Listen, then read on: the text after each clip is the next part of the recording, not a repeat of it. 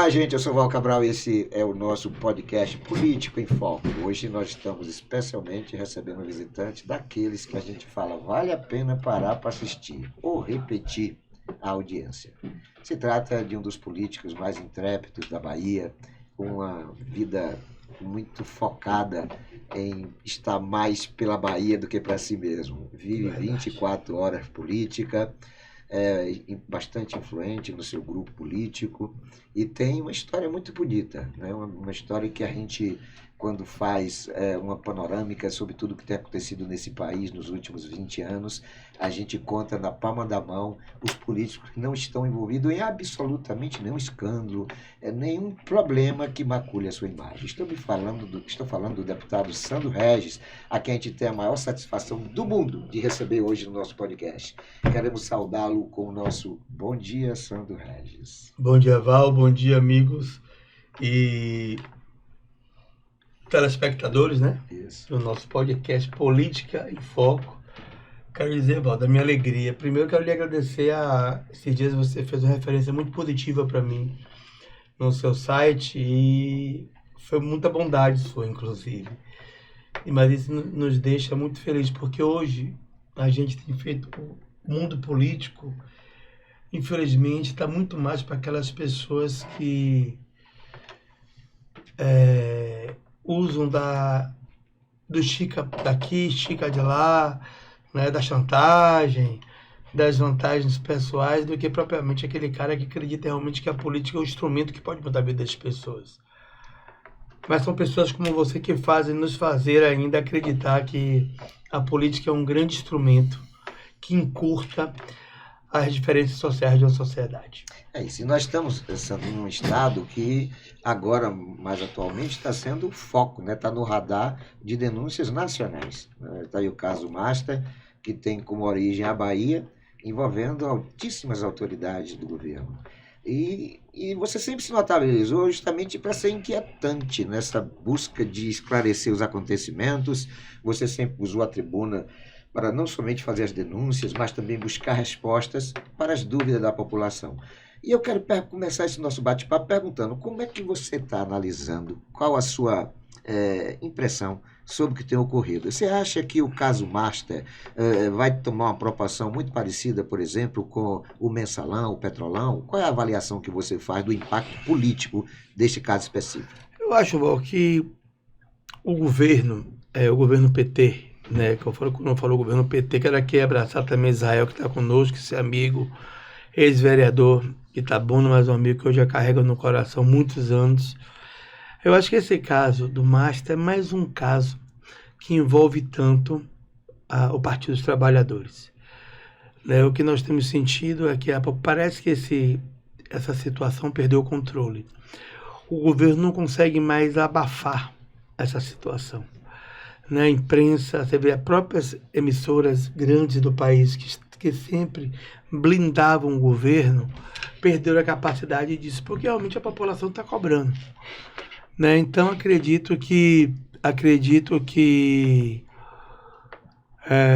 é uma história que a gente sabe o começo, mas não sabemos como termina. Eu sou um cara muito prudente em fazer, né? Ao contrário deles que acusam, que fazem mentiras, factoides, mas o meu sentimento é que isso ainda vai ter muita água debaixo do pano. Você acha que o resultado, o desfecho dessa complicação toda, pode implicar numa situação muito mais difícil, por exemplo, para a reeleição do Jerônimo e eleição de Rui e Wagner para o Senado? Eu sou um pouco descrente, porque se a população entendesse assim, Lula não seria presidente. É um fato. Mas eu acho que o que está, quero aqui saudar o pastor Renê, também nosso amigo Coronel Serpa, eu acho que o que está realmente, Val, pegando nas pessoas é o cansaço. Né? Agora mesmo na procissão, algumas pessoas encostaram em mim e falaram: Sandro, dessa vez vai. A gente escutava muito o político falar, mas esse sentimento já está vindo da população. A população cansou. A população cansou de perder a perspectiva, o PT não tem mais capacidade de levar esperança. O PT perdeu completamente o discurso. o PT perdeu completamente a credibilidade com a população, fala a nível da Bahia, a nível nacional. Então, eu acredito realmente que essa vontade de mudança é até muito maior do que votar em um candidato. É a vontade mesmo de tirar o que está aí. Quando o cara vai na boca do bico do combustível no posto, combustível é R$8. Hoje você não consegue mais fazer uma feira, porque está tudo, os preços elevadíssimos. Né? Se você vê a questão da violência, Salvador essa semana 3 senhoras foram sequestradas dentro do shopping. E já se sabe que foi facções. Quer dizer, então, se perdeu o controle completamente. O governo realmente desandou, se perdeu o controle na área social, na área econômica, na área de segurança pública. Então, eu acho que esse sim é os principais motivos que vão fazer o PT, essa eleição, ter uma derrota fragorosa na Bahia e no Brasil. Esse sentimento a gente percebe, Sandro, quando a gente vê as ocorrências relacionadas às intrigas palacianas, esse complicador do vice, ou seja, o Geraldinho sendo tratado como uma figura inexpressiva no processo, o PSD já pleiteando a vice, outros partidos, você vê que é por cidade, né? A Cláudia em Porto Seguro e Eunápolis já disse que ela é que vai ser a vice, aí você tem várias situações, como você já teve no passado recente, o Cocá, né, eles fazendo um esforço enorme para tê-lo como vice, enfim. Zé Ronaldo também. Zé Ronaldo, né, em feira. Então, estamos assistindo, na verdade, uma ópera bufa em que parece haver um descontrole sobre a própria composição da chapa. Eu nunca vi um governo errar tanto como estão errando. Isso é um fato. Então, a pergunta que eu faço vamos que o PT consiga, na sua chapa majoritária, a manutenção do Geraldinho como vice. Você acha que, neste contexto aí, a reprise do que ocorrera na eleição passada vai significar de que nada mudou e que a Bahia tem que continuar porque está tudo dando certo? Ou você acha que a simples mudança da vice já é uma sinalização de que em time que está perdendo tem que mexer? Val, eu acho que essa eleição ela vai passar muito mais pelo povo do que pela classe política. Existem 2 movimentos na política que são muito claros. A classe política carregando o povo e o povo carregando a classe política. Essa eleição é a eleição das pessoas. Essa eleição é a eleição do sentimento da mudança. Essa eleição é a eleição da insatisfação do que está aí. Essa eleição é a eleição das pessoas que perderam a esperança. Por exemplo, um jovem de 25, 26 anos nunca viu outro modelo de governo a não ser o PT na Bahia. E é ele que está sendo vítima das consequências. Pois é, então o que eu falo? Então, essa questão política, é claro que nós somos políticos, nós somos líderes, né? Todos são líderes que têm mandato, pelo menos líder de si mesmo até, né? Isso. Mas acredito que essa eleição será a eleição igual àquela que quando o Paulo Souto perdeu a eleição, que eu nunca me esqueço. Quando veio o último Ibope, apontava a vitória do Wagner no primeiro turno. Aí o senador Antônio Carlos ligou pro cara do Ibope, acho que era Carlos Negro Monte, se eu não me engano. O cara falou: senador, seu adversário não é o Wagner, seu adversário é o tempo, seu adversário é o desgaste. O grupo perdeu a capacidade de levar esperança, mudança. E a mesma coisa hoje. Está se repetindo a história. Está se repetindo a história. Além disso, é o que você bem falou, a briga interna entre eles é muito grande. O governo ficou muito grande, então são interesses diversos, interesses que se conflitam entre grupos políticos, dentro do próprio grupo, que defende bandeiras diferentes. Então, é uma eleição fácil? Não. É uma eleição dura, é uma eleição que os caras estão capazes de tudo, mas eu acho que essa eleição, a vontade da população vai fazer a diferença. Ô Sandro, é visível o conflito envolvendo Jacques Wagner e Rui Costa. Até há a suspeita de que a implicação de Wagner em preterir o Jerônimo para que Rui seja candidato é que ele acha que dos 2 senadores, muito possivelmente, só um da situação será eleito e que será Rui, ou seja, ele fica de fora. O Coronel parece que tem uma vantagem aí em relação ao João Roma. E essa situação do Wagner é que está motivando este aparente conflito interno no PT? Rapaz, eu costumo comentar time Casa dos adversário, outros, né? porque nós sabemos é que realmente está tendo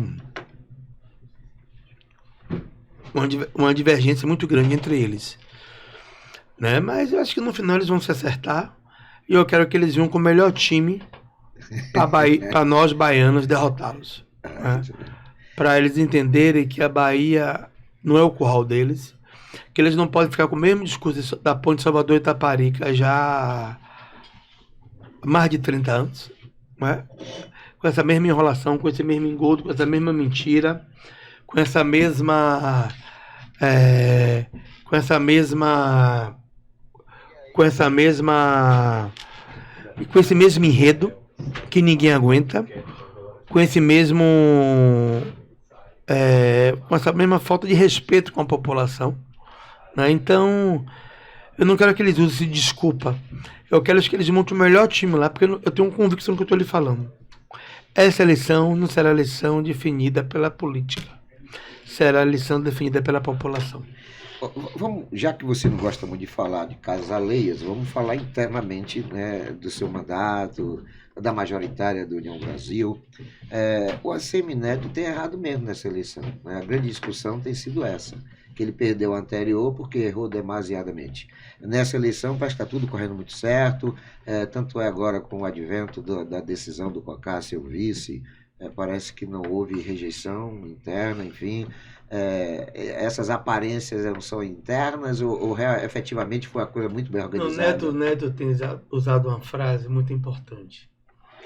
Eleição se ganha e se perde, mas nós não vamos perder pelos mesmos erros do passado. Isso é uma frase bacana que ele tem dito. Ele também tem dito o seguinte: eu não ganho com os mesmos amigos.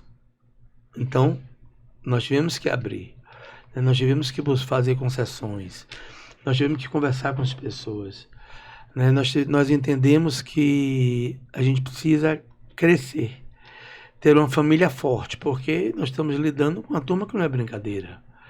Então, esse sentimento que Neto tem passado para a gente é muito bom. A gente percebe realmente que a derrota o amadureceu muito, que ele viu na derrota o lado bom também, né? E está muito mais entusiasmado, está com muito mais tesão, está com muito mais aptidão, está com muito mais vontade de querer fazer a mudança. E isso tem entusiasmado todo o nosso time. Porque quando a gente percebe que ele também tem se doado, quando a gente percebe que ele também tem dito abertamente, né, que as lições que a derrota trouxe da eleição passada está servindo para construirmos agora o presente e o futuro. Isso nos deixa muito confortável em poder nos abraçar e trabalhar de uma forma muito mais se doando para esse projeto, com certeza será vitorioso no dia 4 de outubro. E esse projeto não é do momento, não é do presente. Não Já é do veio de presente. algum tempo, por exemplo, quando ele traz para si o PP, né? Quando ele mais recentemente traz o Ângelo Coronel, aí João Roma, aí acaba levando para a população essa mudança, né, efetiva. Não é uma coisa de boca para fora, é uma coisa que na prática está acontecendo. Existem mais surpresas? Por exemplo, as pessoas acham... Pode ter. É isso onde eu quero chegar. As pessoas acham que a escolha do vice de Jerônimo a escolha vai provocar alguma coisa nova aí, sabe? Que não é favorável a Jerônimo. Essa perspectiva de situações inusitadas, novas, decorre disso ou internamente a coisa está sendo construída? Tem se conversado com muita gente. Coronel tem feito um grande trabalho também de articulação, tem que se frisar, né? Pode ainda vir, não posso precisar, né? Mas tem grandes chances ainda do governo ficar mais desfalcado ainda. Ou seja, o MDB estaria nesse radar? Não, o MDB é um grande partido, né? É uma força política que conteste. Mas eu acredito que não seja, não um MDB assim, não um partido, mas figuras importantes que militam do lado de lá, que podem também seguir o mesmo caminho do senador Ângelo Coronel. E o caminho inverso? tem alguém ainda, porque o governador e o PT, eles saíram Bahia fora, sobretudo no interior, cooptando muitas lideranças ligadas à ACM, sobretudo prefeitos. Acabou o estoque ou você acha que ainda tem surpresa aí favorável a ele, nesse contexto? Rapaz, o que aconteceu foi o seguinte: se saiu fazendo muitas promessas e criando muitas expectativas nas pessoas. Só que essas expectativas não serão cumpridas. E as promessas não serão entregues. Certo? Então, eu acho que vai ser o efeito inverso. Muita gente que fez a conversa, que sinalizou, sentindo no seu próprio município essa insatisfação com o PT, o cara não vai querer ir contra a sua população. Porque corre o risco do seu adversário assumir a campanha e ele ser derrotado. Eu percebi uma situação. O governador recentemente esteve aqui na região, sul da Bahia, na cidade de Barro Preto. Eu estive lá. Deviam ter lá umas 800 pessoas o recepcionando, mas da cidade mesmo, uma cidade com 6 mil habitantes, não tinham 200 pessoas. Mas isso é todo lugar. Aí no mesmo dia, eu fui ver o noticiário do estado. E em Conceição de Feira, antigo Beribal, se não me engano é isso, tinha na praça mais de 5 mil pessoas para ouvir a Semineto. Conceição do Coité. Conceição do Coité, não é isso? Aí eu fiquei impressionado, falei, não é possível, porque o que é que a Semi pode dar para esse Isso povo? está parecendo muita eleição de 2006, Isso. quando o Paulo Souto perdeu a eleição. É que tinha essa coisa da cooptação de prefeitos, quase todo mundo ir para Paulo Souto e no Tinham final... 400 prefeitos, Paulo Souto, e no final perdemos a eleição no primeiro turno. Ô, Sandro, essa conjuntura nacional, tudo que está acontecendo, beneficia a Semineto? Pô, eu vou dar no campo da direita, um exemplo. Nós temos aí uns 4 a 5 candidatos, ou pré-candidatos a presidente, mas parece que há uma harmonia. Tipo assim, todo mundo vai, mas no segundo turno todo mundo se une, se é que vai haver o segundo turno. Eu acho que não terá tantos candidatos. Mas, por exemplo, o PSD, candidatura do PSD, parece que é uma coisa mais consolidada, o PSD, porque o PSD tem, me parece que 3 candidaturas.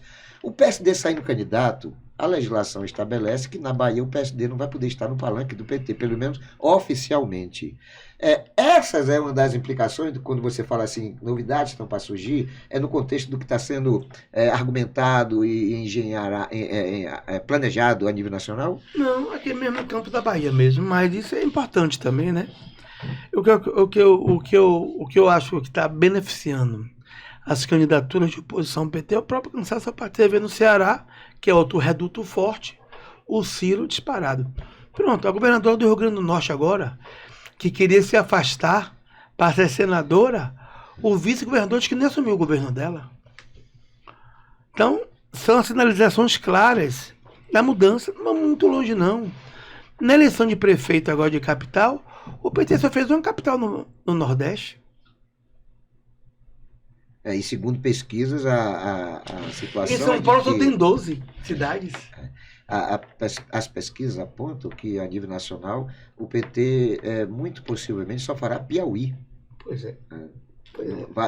Podendo ficar sem governador. Diz que Lula agora no Amazonas perdeu acho que 8 pontos na pesquisa, ou 5 pontos na pesquisa. Quer dizer, é claro e evidente que a população perdeu o encanto. Eles perderam a capacidade de encantar as pessoas. Não tem picanha, não tem passagem de avião, não tem mudança de vida de ninguém, tem para pior. Bolsa Família chegou no teto? Nem isso. Porque a Bolsa Família ela perdeu a capacidade de compra. Porque está tudo muito caro. Então a Bolsa Família de 10 anos atrás não é a mesma Bolsa Família de hoje. Então tudo isso, rapaz, quando não há insatisfação, você muda quem está no poder. Você não muda quem não está no poder. Não é isso? Então, temos que trabalhar muito, andar muito, dialogar muito, mas eu estou muito otimista com a vitória. No campo nacional, estamos vendo aí as pesquisas mostrando que já há o empate técnico do Flávio Bolsonaro. Já dizem que tem pesquisas com o Flávio com 8 pontos de frente. À frente, né? Então, mas os mais pessimistas, no contexto aí da corrente da situação, diz que há um empate técnico, né? Embora a maioria das pesquisas dizem que no segundo turno o Flávio já está na frente. Essa eleição polarizada entre Flávio e Lula pode ter reflexo no resultado da eleição da Bahia, que anima mais ainda a oposição? Rapaz, ó, o Lula, ele teve na eleição passada 72% dos votos válidos. Hoje está na margem de 48 a 55. Caiu muito, né? Caiu muito. Nós estamos esperando a definição da candidatura do PSD para tomarmos aqui a nossa posição, certo? Mas, claro que anima. Anima porque a força da direita está se consolidando. E que isso até é uma tendência mundial. Você vê aqui na América do Sul mesmo, praticamente todos os países já estão caminhando para a direita. O modelo da esquerda fadigou. O modelo da esquerda cansou. Né? Perdeu a capacidade de encantar as pessoas. Então, todo esse conjunto de fatores nos fortalece e nos animam muito para a caminhada que teremos a partir de agora até outubro. Ô Sandro, eu percebo que há um sentimento de satisfação em as pessoas se identificarem como eleitores da direita. O que não acontecia, por exemplo, as pessoas tinham vergonha da direita. Hoje tem vergonha de dizer que é da esquerda. Você olha para as redes sociais, são 9 postagens da direita para uma da esquerda. Hoje o eleitor da esquerda está envergonhado com o seu voto. Outro detalhe nesse contexto é que a juventude, antes, uns 20 anos atrás, parece que tinha um prazer, uma satisfação em pertencer, por exemplo, ao PT, juventude do PT. O que a gente vê hoje é um afastamento, você não vê mais a juventude no PT. Né? E a juventude que está no PT é uma juventude que assusta, sabe, a juventude no geral. É por causa disso, Val. É por das causa... pautas, até da aparência física. Não é só isso, não. Comportamento. Perdeu a capacidade de encantar. Perdeu a capacidade de entregar. Perdeu a capacidade de motivar as pessoas. Hoje, se não fosse a turma mesmo, raiz, esquerdista, PSOL, etc., você não vê mais ninguém querer defender os caras. Também não houve renovação. Isso, quem hoje está na crista, quem hoje está na linha de frente, são as mesmas pessoas que estavam há 30, 40 anos atrás. A gente percebe que há um desestímulo. Acho que eles estão muito ocupando feudos, que o espaço para renovação acaba sendo muito escasso. Coisa que do outro lado está acontecendo. Aí eu vou dar um exemplo aqui a você, o Nicolas. Sim. Fenômeno. O Nicolas hoje, ele é mais conhecido do que o próprio, internacionalmente, do que o próprio presidente da República. Isso é verdade. Imagine. Tem também o Cleitinho, né? Cleitinho. Que lá em Minas Gerais está disparado. Ontem eu vi o menino também de Sergipe, eu acho. Rapaz, são várias alternativas. É um negócio e no PT é só Lula ou Haddad? Tá assim, é o seguinte, tá borbulhando isso. Figuras da direita. E o que a gente percebe é o seguinte, quanto mais o cara tem um discurso duro, mais ele tem aceitação popular. Parece que externa o sentimento das pessoas. Perfeito. Ô Sandro, vamos falar um pouquinho do Sandro, né, e do mandato Sandro. Nós demos uma pincelada aí no contexto estadual, nacional, e foi provocativo, porque eu sei que você é uma pessoa estudiosa, você é uma pessoa muito inquietante na busca dessas informações, e é claro que eu tentei aqui explorar o máximo possível, né, do seu conhecimento. Mas vamos falar um pouquinho de você, porque você tem muita coisa que as pessoas não conhecem, né? Você me parece que de 6 mandatos, está indo para o 7º, as pesquisas pelo menos garantem isso. Você se notabiliza por um mandato bastante proativo, você é muito envolvido, né, sobretudo nas questões políticas do Estado, você está sempre buscando respostas. A Assembleia, quando tem você na tribuna, sabe que os pronunciamentos serão contundentes, com fundamento, começo, meio e fim. Eu tenho muito cuidado de jogar pedra. É isso que a gente percebe. Então eu pergunto, Sandro, o seu perfil. Você tem um perfil muito respeitado no eleitor conservador, sabe? Essa sua performance, essa sua atuação, ela decorre de você hoje ser um homem muito mais amadurecido e ter observado que aqueles discursos inflamados de até alguns colegas parlamentares na época da oposição não deram resultado, ou é o perfil mesmo do Sandro, né? Ser um contemporizador, mas ao mesmo tempo contundente. Eu sou um cara muito de conciliação. né? Dentro do nosso grupo político, as pessoas sabem disso. Sou um cara que não tem um incêndio muito grande, nego me liga para tentar acalmar, pega aqui, bota ali, que eu acho que isso é importante, mas sou um cara também muito duro, né, com o que eu acredito, na minha razão. Não queira passar por cima de mim com razão, porque aí, meu amigo, não tem solução. Eu sou hoje, de mandato, deputado com maior longevidade na oposição. Sempre foi, Eu né? completo agora 20. Não, Marcelo Nilo era antes. Eu passei Mas eu Marcelo digo que Nilo. está na atuação, que É, está atuando, né? eu completo agora esse mandato 20 anos de oposição. Não é E não é brincadeira. fácil, não é fácil. Porque ser deputado, ser vereador, ser Não é senador, né, legislador, do lado do executivo, as benesses, E enfim. eu sou um cara que, como minha imagem é muito atrelada a Neto, a turma vem com muita força pra cima de mim. E aí é onde está o fator que mais se destaca na sua personalidade. A gente sabe que você é intransigente na defesa daquilo que tem que ser falado. Zero. Não arredo o pé um minuto. E isso é provocativo. Isso faz com que grupos como o PT, que é intrépido nesse contexto, sobretudo em uso de fake news, essas coisas, mas nada pegou em você. Nada. Durante esse período todo, eu que estou na comunicação há mais de 40 anos, eu nunca ouvi nenhuma notícia que maculasse não só a sua imagem, como as suas atuações. Mas como nem vai parlamentar. escutar também. Sim, mas a gente sabe que o outro lado é um lado tão perverso. Mas o que acontece? Quando você, Que tem, não cola, quando você tem uma história, quando as pessoas sabem de onde você vem, né, do seu começo e do seu meio, né, as pessoas não acreditam. E nisso aí até eles me respeitam muito, né? Eles me respeitam porque eles sabem que eu faço embate político, né? Eu faço embate político, sou muito duro, né? Mas sempre no CNPJ, nunca no CPF. Eu não vou no pessoal de ninguém. Até para ninguém também não vir no meu pessoal.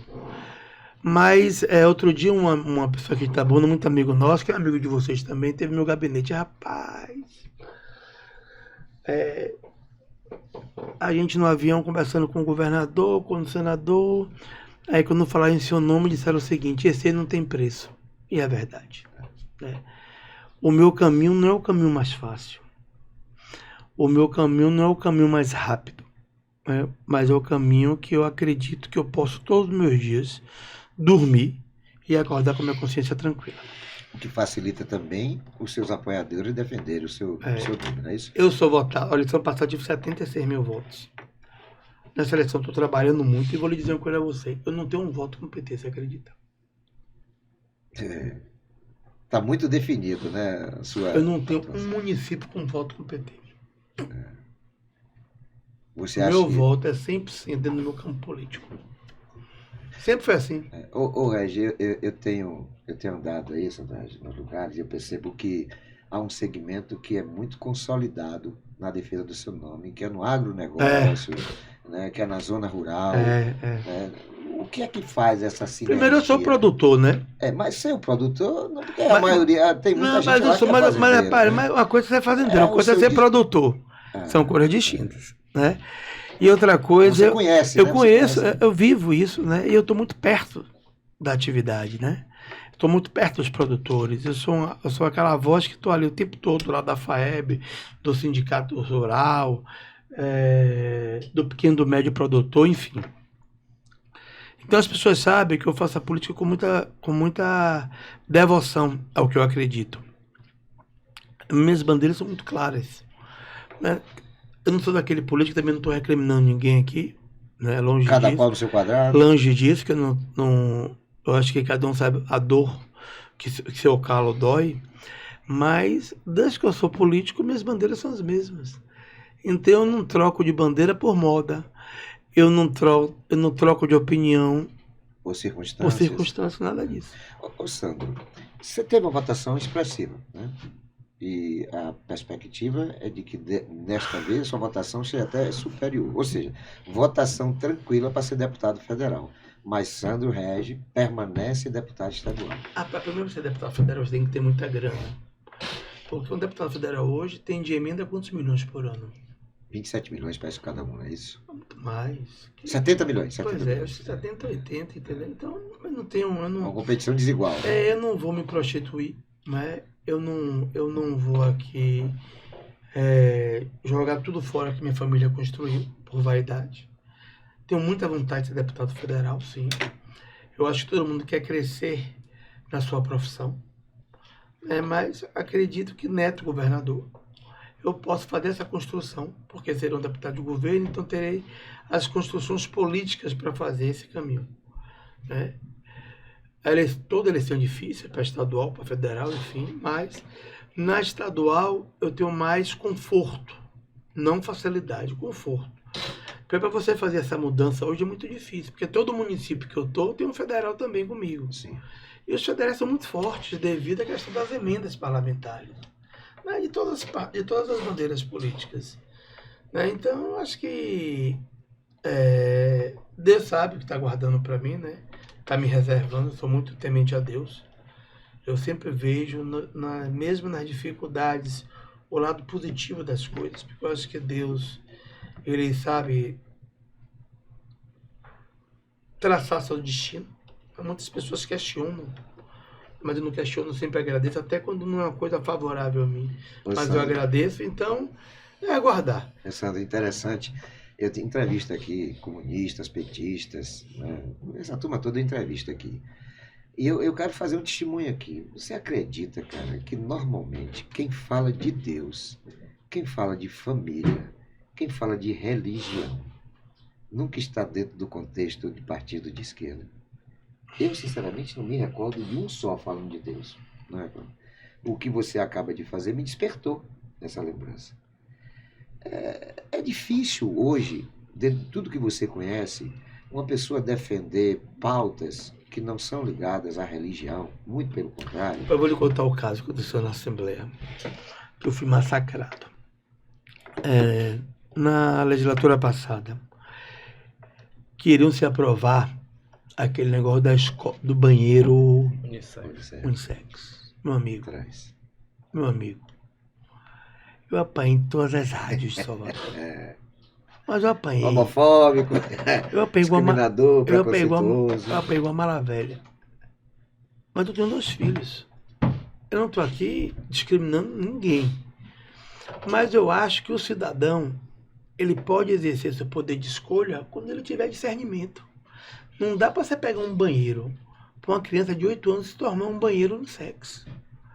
Qual é a formação que uma criança de 8 anos tem para distinguir isso aí? Mas eu apanhei, Val. Nunca me esqueço, aquela psicóloga que ficava em Maruquete, Malu. Mas, rapaz, eu apanhava, mas enfrentei Fabiola, enfrentei Olívia Santana, enfrentei a turma toda e ganhei no voto na Assembleia. Nessa atual legislatura, por exemplo, me parece que a Olívia, ela apresentou um projeto... Vai ser federal, inclusive. É candidata federal, Mas agora, como estadual, ela apresentou um projeto que também foi polêmico. Me parece que era ligado a profissional do sexo. Um projeto lá que não foi muito bem aceito pelo público conservador. Foi uma confusão da zorra com o Diego Castro. É isso que eu queria saber. Você acompanhou? Não chegou a ser votado, não. Mas justamente por conta do contraditório. Eu acho que não foi nem para as comissões, para falar a verdade. É porque as pessoas... às vezes você pega um deputado, o deputado apresentou 200 projetos. Mas como você vai espremer, meu irmão? 2 ou 3. É cada barbaridade. É cada coisa esdrúxula que você não pode imaginar. Então, foi o que aconteceu. Eu sempre fui muito prudente com isso. Eu faço projetos, mas projetos que realmente tenham consistência, projetos que venham... Às vezes nem passam, mas projetos que eles venham agregar algo positivo na sociedade. Mas essa turma aí faz cada projeto. Mas até que faz para agradar um determinado segmento. Um nicho, exatamente isso aí. Ô Sandro, você está no 6º mandato. Deve ter tido ali, sabe, experiências inúmeras, né? 63 deputados. Como é que você vê hoje a perspectiva? Nós temos lá, segundo as pessoas comentam, uns 40 deputados que têm cadeira cativa. Né? São reeleições ou eles são reeleitos, ou os filhos, esposas e tal são reeleitos. Somos 40. Sobram 23. Eu não vejo assim, não. Acho que é o que eu tenho ouvido, né? Política Qual foi o percentual de reeleição da passada? Não sei lhe dizer, mas foi pouca. Foi muita reeleição. Muita, né? Muita reeleição. É. Sim, a perspectiva agora também é de muita reeleição.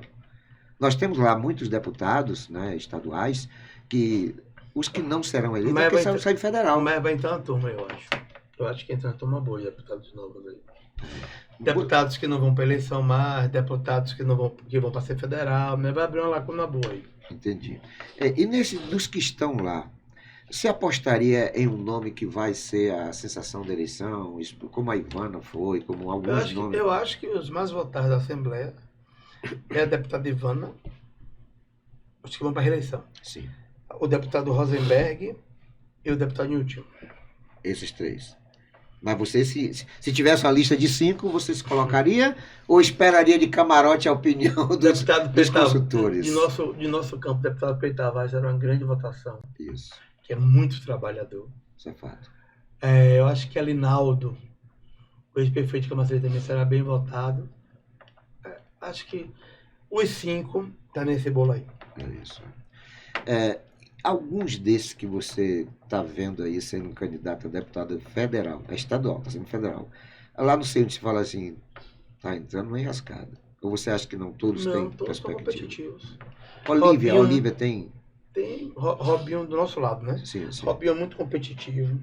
Ditinho é muito competitivo também. Todos são competitivos. Mas assim, tipo, como dizem que eles são uma caixinha de surpresa, né? Você apostaria em alguém, tanto nas duas vertentes, né? Oposição e situação, para você olhar assim, não precisa nem citar não, dizer assim, esse ou essa aí vai dar com os burros na água. Ou não, tá tudo tranquilo. Bicho, cada eleição é uma história. Cada eleição são definições diferentes. É muito difícil você fazer uma premonição para tão longe, né? Na verdade, eu acho que ninguém tem cadeira cativa. Acho que o cara tem que trabalhar muito. Sim. Eu penso que alguns lá têm cadeira cativa. Eu penso. Por exemplo, Sandro Regis. Eu não vejo nenhuma perspectiva de Sandro Regis não ser eleito. Eu não vejo. Porque eu não me restringo a Itabuna e a região do Cacau. Eu tenho viajado bastante, Extremo Sul, Norte. E onde eu vou... Eu faço política em 100 municípios. Então, onde eu vou, eu vejo o seu nome ser muito comentado. Né? Então, o que faz a intensa Na verdade, quando existe esse crescimento orgânico de Neto, o meu crescimento vai junto. Vai de carona. Ô Sandro, nós estamos aqui com Israel. Né? Israel que eu acho que na eleição municipal passada foi ele que perdeu a eleição. Ele se perdeu. Acho que ele tomou decisões precipitadas. Ficou naquela situação de não podemos e acabou não podendo. Né? Podemos hoje, parece que está na orla do palanque da situação. Como é que está? Permite, Sandro, bate-papo com você, mas eu não posso deixar também de aproveitar aqui a presença de Israel, não é isso? Eu quero perguntar para o Sandro, para o Israel, nessa parceria com o Sandro, existe aí uma perspectiva de já estar começando agora, em 2026, a possibilidade de um trabalho no sentido de Israel voltar a ser vereador? E nesse contexto, qual a importância de Sandro no seu projeto? Primeiro agradecer, Val, pelo convite, né? Sandro é um grande amigo, saudar o pastor Renê, que está aqui nos acompanhando, e saudar também do nosso time. Vamos comer uma galinha cá de Renê daqui a pouco. Não, Renê... Exatamente. Mas dizer, Val, que quem perdeu na verdade não foi Israel, foi Itabuna. Né? Itabuna perdeu um vereador que legislava de verdade. E ao longo do tempo, o que a gente observa vereadores fazendo papel que não é função do parlamento. Então deixamos a nossa marca e por uma perseguição do gestor municipal que queria servo, a gente não conseguiu a reeleição. E ele externou isso por ligação por mim, né? Soltou um palavrão que iria me prejudicar e assim ele fez, desmontando o partido naquele momento que a gente estava compondo. O deputado Sandro chegou até vir a Itabuna naquele momento para tentar salvar o nosso mandato ali naquele momento. Nos reunimos à noite, fomos a um partido que dava condição, inclusive fui o mais votado do partido, mas enfim, não conseguimos a reeleição e a gente sabe que na política tem disso e às vezes o prefeito ele faz sim maioria na Câmara. Mas dizer que Sandro ele tem sido um parceiro, foi um parceiro do meu mandato, né? trazendo emendas para cá, para nossa cidade. Foi um deputado que chegou junto no período da pandemia, né, dando sustentação aqui através das suas emendas, consultório odontológico que chegou também para o nosso município. Então, é aquele deputado que a gente liga e atende, não deixa as suas lideranças, os seus liderados sem uma resposta. Então, um deputado presente, isso nos dá condição e liberdade para poder trabalhar o nome dele aqui na cidade de Itabuna. É isso aí. Sandro, o seu grupo aqui não é pequeno. Tem aqui time bom, que time são, bom. né, o pastor Renê, e você tem gente que não é nem candidato, como o pastor Renê, que nesse instante vai bater um papo também, né? Está aqui conosco. Você acaba tendo Itabuna como uma das suas referências na região. Verdade, Né? verdade. Muitos verdade. amigos, eu me lembro aqui de Maria Alice, que sempre, Ah. né, saudosa E tem muitos Maria amigos daqui Alice. também, fora política, né? Sim, sim, é. Essa sua ligação com Itabuna, você é produtor de cacau também na região, então, essa sua ligação com Itabuna, ela é comprometedora no sentido de você colocar a cidade no radar, ou permanecer tendo ela no seu radar de investimento, de atenção. Itabuna é a capital de nossa região, E né? porque também tem um detalhe, viu, Sandro? Às vezes o deputado ele é da oposição, e como sendo da oposição, ele tem dificuldades de materializar as suas ações, de Verdade. conseguir. Mas ele acaba funcionando no parlamento como a voz daquela região, que eu acho de uma importância enorme. Você acaba se qualificando nisso. A gente tem percebido... Jotaí fala uma frase que é que você, ele fala, como é que fala, meu Deus? Seu mandato não dá voto, mas seu mandato, ele falou uma palavrinha, tipo qualificar, legitima seu mandato. Isso. Legitima seu mandato. Pelo falar, né? Pelo falar, né? E aí a gente às vezes tem o vereador que é de oposição, o deputado de oposição, mas ele acaba tendo uma importância no contexto político da comunidade muito maior, porque ele expressa aquilo que o povo quer ouvir. Né? E às vezes o parlamentar que é ligado ao executivo fica tão amarrado, né, que isso não acontece. E você se notabiliza por isso. Né? Esporadicamente eu vou a Salvador e eu sempre faço questão de ir ao plenário, né? A plateia lá, eu vejo que até quando você vai falar, fica no ar aquele sentimento, todo mundo fica ligado, parado para ouvir. Que eu já, em alguns momentos, eu vi que alguns deputados, quando ia falar, os outros ficavam conversando, sabe? Mas quando você vai falar, eu percebo que todo mundo para te ouvir. E isso decorre do que você acabou de testemunhar, né? Tem uma história, as pessoas lhe respeitam, porque sabem que você vai falar coisas que eles vão ter preocupação. E eu não vou explicar. também não vou chegar na tribuna para falar coisas que não existem, né? Isso. A gente tem que ter responsabilidade com o que a gente é, né? Isso. Nós estamos terminando, mas vamos botar um pouquinho o pastor Renê para também participar do nosso papo. Nós estamos chegando no final, mas o pastor não pode ficar aqui sem... Com certeza. Ainda mais que eu vou comer uma galinhazinha. Não é isso? Então é caipira, olha lá, hein? É o criador de galo aqui, viu? Ave Maria. E Cá perguntou também. Cá perguntou também. Já foi candidato a vice-prefeito aqui. Eu sei. Nós vamos ao breve intervalo. Coisa muito rápida, um pelão pra cá. Criada em 2000. É isso aí, estamos de volta, gente. Eu sou o Val Cabral e esse é o nosso podcast Política em Foco. Hoje, batendo um papo bastante solto, sem pauta, né? Com o deputado Sandro Regis. E com ele a gente não precisa de pauta, não, viu? Ele, por si só, já é o motivo da gente ir dissecando um pouquinho essa história, porque na Assembleia nós temos alguns destaques. Eu não vejo, sinceramente, né? Porque eu estou aqui na entrevista com ele, não vejo muitos merecedores, né, de nossos aplausos. Nós temos aqui também, o Sandro, dentro das pessoas que estão acompanhando já politicamente, o pastor Renê.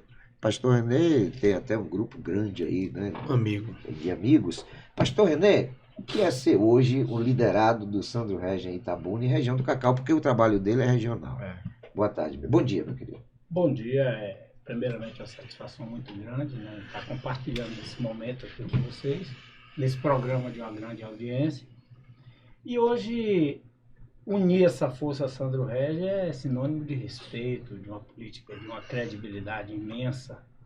Porque se você pegar a história de Sandro Regis, até a oposição se desdobra e se dobra diante desse fenômeno político que temos na Bahia.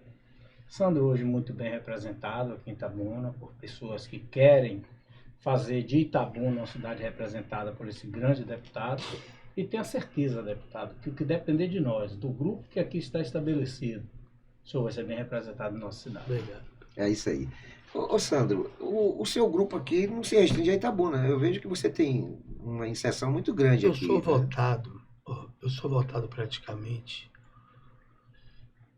de Venceslau, Guimarães a Mucuri em quase todos os municípios aqui da Centro-Oeste. É o que aumenta o seu compromisso, né, com a região. Meu voto é muito. A minha facilidade, as pessoas. A minha facilidade em conhecer o meu eleitor, em viver minha liderança, é porque o meu voto é muito regionalizado. Claro que eu tenho um voto fora, né? Como todo mundo tem. Só que quando você tem um voto fora, eu não consigo me doar tanto como eu dou aqui. Aqui eu tenho mais. Não sei, eu acho que aqui eu devo ter uns 80 municípios circunvizinhos. Isso. Entendeu? Então termina. Como eu vivo muito aqui, como eu fico muito na fazenda em Biratá ou em Jiquié, o que acontece? O meu voto ele é muito assim personalizado. Personalizado. Eu conheço a minha liderança, eu conheço o meu eleitor, né? Eu tenho uma relação muito próxima com isso, que isso me fortalece também nesse campo de ser um deputado da oposição, né? Isso aí. Sandro, nós estamos chegando ao final. Talvez nesse nosso bate-papo nós tenhamos negligenciado com alguma situação que seria interessante abordar. E nesse contexto eu pergunto, o que houve na sua trajetória política que lhe fez se sentir gratificado, estimulado e, por outro lado, o que foi que lhe decepcionou? Pergunta difícil. Gratificado é você ter o reconhecimento dos amigos. É você ter o reconhecimento você ter o reconhecimento das pessoas quando eu falo o seu nome na política. A primeira imagem que vem que é um cara sério. Um cara leal, um cara fiel, um cara amigo. Um cara que está perto das pessoas nas horas mais difíceis. E decepção, o caminho que a política está tomando. Porque, infelizmente, hoje a política está muito mais monetária do que ideológica. E para pessoas como eu fica muito difícil continuar. É porque o cara que não rouba, o cara que não representa a facção, o cara que não tem esquema, o cara que não tem subterfúgios, o cara não consegue enfrentar uma candidatura de um cidadão que não sabe o custo do dinheiro, não sabe o custo do mandato. Eu acho que esse também é um dos grandes fatores ruins que a esquerda trouxe para o nosso país. Me desculpe aqui a palavra, mas a política se prostituiu de tal forma que hoje você tá tendo dificuldade de montar partidos. Porque as pessoas de bem não querem mais entrar na política. Isso é uma grande decepção. Isso é um fato. Isso é um fato. Ô, Sandro, também existe, né, você que já está mais de 20 anos aí, né, nessa ocupação de cargo eletivo, existe também a questão das ingratidões, né, das traições.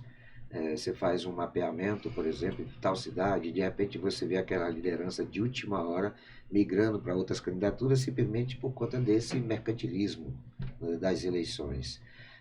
Qual é o sentimento de Sandro que de repente vem ali alimentando politicamente um grupo ou algumas pessoas e de repente na hora da onça beber água vê que essas pessoas deram mais importância às cédulas de R$200 ou à história de 20 anos de fidelidade? Pois dizer agora você, eu agradeço a Deus que eu me livrei de um problema de um filho da puta de um bandido.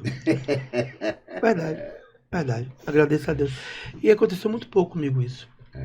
Porque o meu voto, não sei, 80% do meu voto é o mesmo voto desde 2002.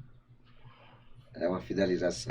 Eu tenho uma relação muito forte com as pessoas, entendeu? Então, isso é mais para quem faz essa política do dinheiro, que sai comprando todo mundo na eleição. O meu voto não tem essa característica. Eu não tenho esse perfil. É que quando você tem os nichos, como eu citei aqui do agronegócio, do voto rural, você acaba correspondendo e essas pessoas vão ter que... E quando isso acontece comigo, claro que acontece também, eu dou graças a Deus. Quem sai é porque não deveria ter entrado. Eu continuo, e em 90% dos casos, eu continuo seguindo minha carreira e eu quero hoje não ter mais mandato nenhum. É isso aí. Para encerrar, Sandro Regis, reeleito deputado estadual. Governador ACM Neto, de repente convida Sandro Regis para ser secretário, outra função. A opção de Sandro Regis seria permanecer no parlamento ou poderia, como soldado... Eu sou um jogador que joga em qualquer posição do time. Disse tudo. O técnico é que vai definir qual é a posição, não é isso? É isso aí, meu irmão, eu quero agradecer. Não, eu vou fazer o seguinte, para encerrar, eu vou deixar que o pastor René e o Israel façam mais uma pergunta cada um para o deputado, pode ser? Vamos conversar com o Israel. Israel, você agora é o apresentador. Ô, Val, só fazer um reforço, né, daquela primeira pergunta das ações do deputado em Itabuna, é importante, até quanto o ex-vereador falar. Através do nosso gabinete, nós pedimos para o deputado criar o Dia Estadual da Horta Demoler, fruto de uma sessão especial que a gente fez ali na Câmara, e o deputado fez o projeto. Utilidade pública da AMA, a instituição que trabalha com autismo aqui na cidade. Emenda para Santa Casa também, que o deputado já botou agora, inclusive. E também kit odontológico. Então, esse é o compromisso do deputado Sandro com Itabuna. Ele também, que é filho da cidade, através do título que nós concedemos de cidadão itabunense. Então, só agradecer a ele por essa parceria, que vai ser, sim, de longo prazo. É isso aí. Pastor René.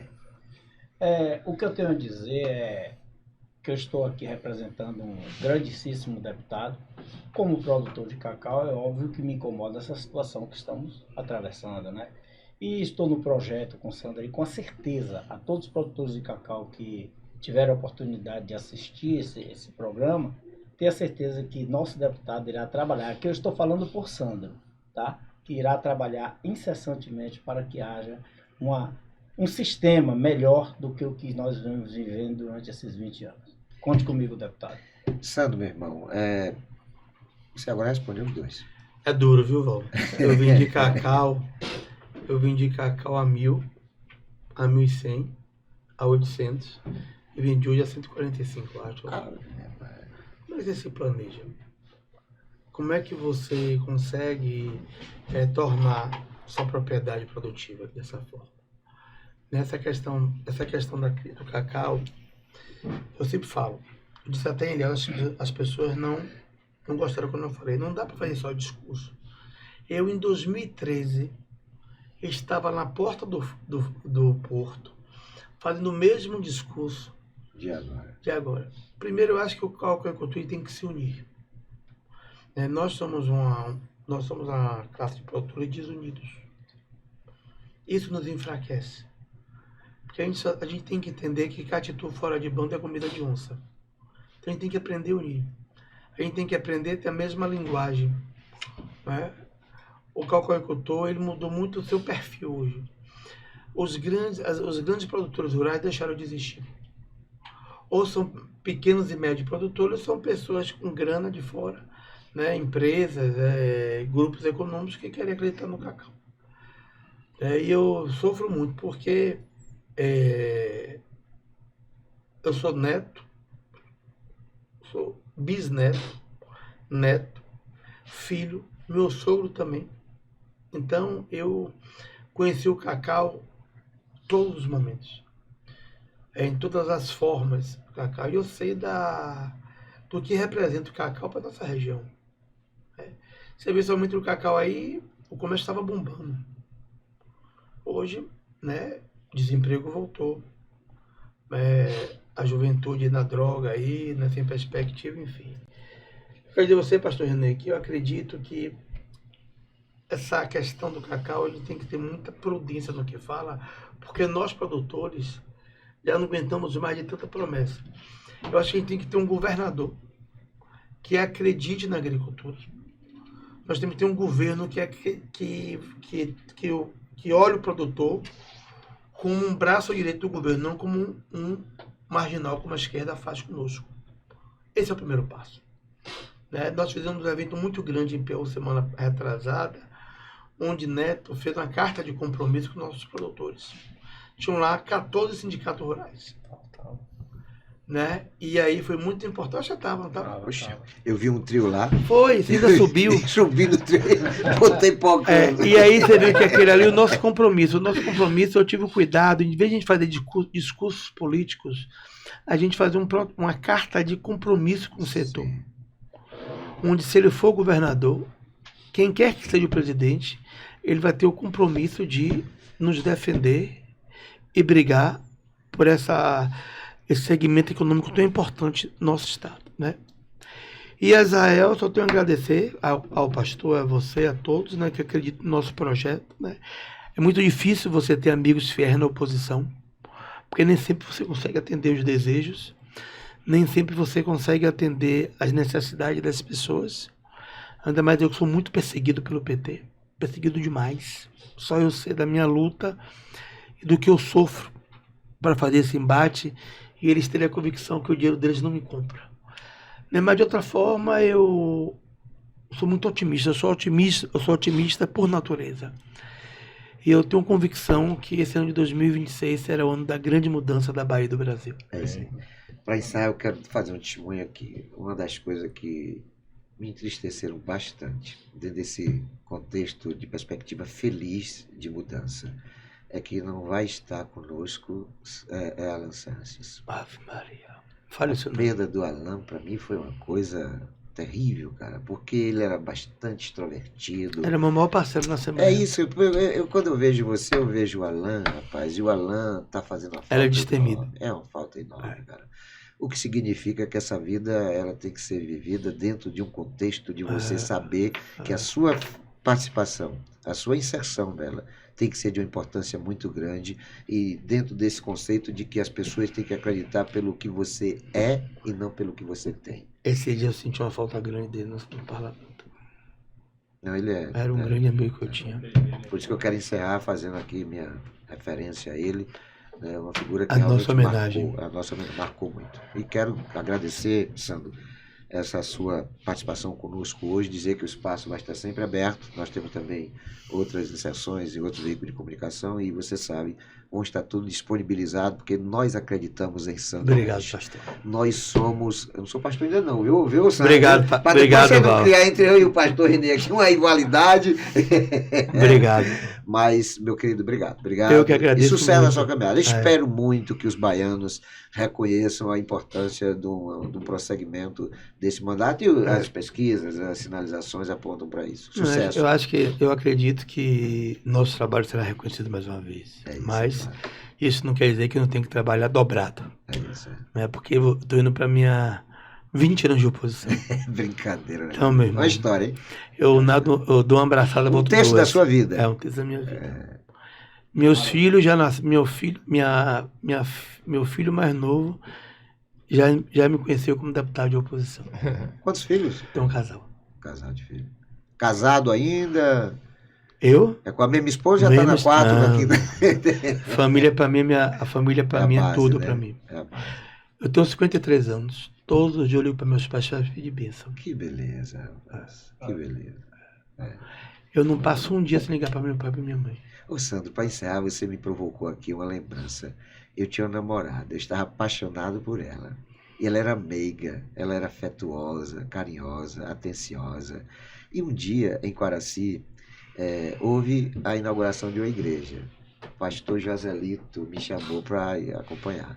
E eu confundi os horários. Eu achava que era 17 horas, que era 17 horas, quando na verdade era 7 horas da noite, né? E eu fui, e lá ele foi me avisar. Eu falei, porque minha namorada era de lá, né? Aí eu vou visitar minha namorada. Aí quando eu chego lá, os cachorros não latiram, porque já me conheciam, né? Quando eu chego, uma casa muito grande, né? Aí eu vi ela se expressando para a mãe de maneira tão ruidosa, sabe? Tão desrespeitosa, que eu falei, essa mulher não serve para nem ser minha amiga. E eu dei as costas. 3 vezes ela voltou a me procurar. Eu disse para meu pai, diga para ela que eu sou doido, que eu fui para São Paulo com outra mulher, que eu não quero mais nem vê-la, sabe? Porque o filho que não dignifica os seus pais, Ave Maria. o indivíduo que não vê na família a base da sua vida, esse tipo de gente não serve nem para ser amigo. E eu fujo desse tipo de gente. Então, lhe parabenizo, porque quando o cara chega aos 50 e poucos anos, chamando pai de painho, chamando mãe de maninha e dando benção, significa que a personalidade dele é divina e respeitosa. Tudo que eu tenho, eu devo a meus pais. Parabéns por isso. Valeu, irmão. Obrigado. Sucesso na sua caminhada. Tamo Obrigado. junto. Valeu. Obrigado a todos, obrigado ao pastor Renê Levon, que é assessor também conosco aqui presente. Que é quase Obrigado. itabunense, né? É, quase itabunense. Tem sangue dele aí, né? sangue. Na veia dele tem Itabuna também. Obrigado, Rafael, por estar aí na técnica nos auxiliando. Obrigado, meu querido Israel. E obrigado especialmente a você, meu amigo, você, minha amiga, que está sempre nos prestigiando com audiência. Fiquem todos com Deus e não se esqueçam jamais de que Jesus é o caminho, a verdade e a vida.